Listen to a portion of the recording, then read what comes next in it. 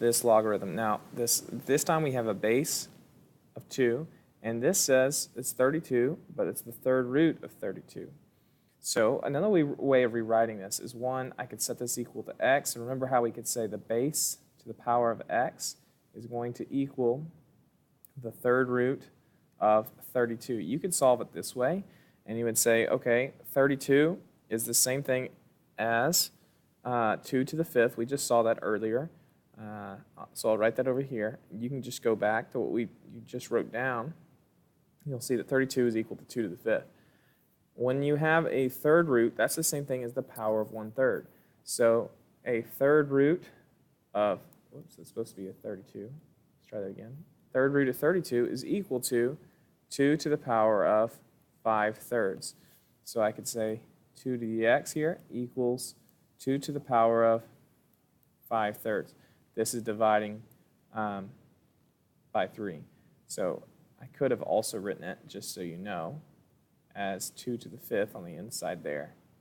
That's how we go from back and forth between these forms with the radical, is like that. And so now we know that x equals 5/3.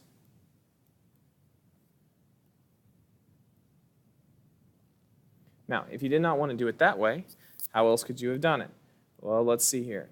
That was the way of converting to exponential and solving by using its inverse. But we could also do it here by using those properties. We could say this is the same thing as log, since we know this is 2. I'll do one step at a time here. Log of 32 to the 1/3. All right? And then I could say, I can move that.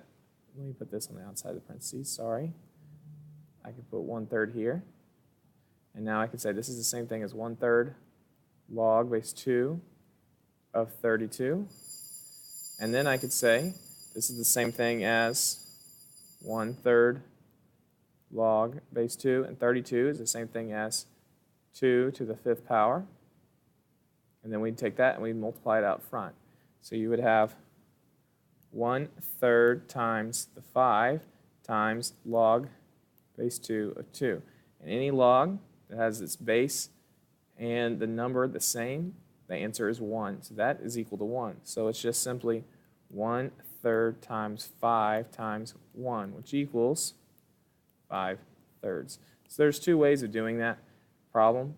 I specifically like converting it to exponential when possible. I think it's just easier. So let's try this one. Here, the first thing I'm going to do is I'm going to use the power property. I'm going to take this up and multiply it. So I have 3 times 4 times the ln of e minus, I'm going to do the same thing here. I'm going to multiply that up front.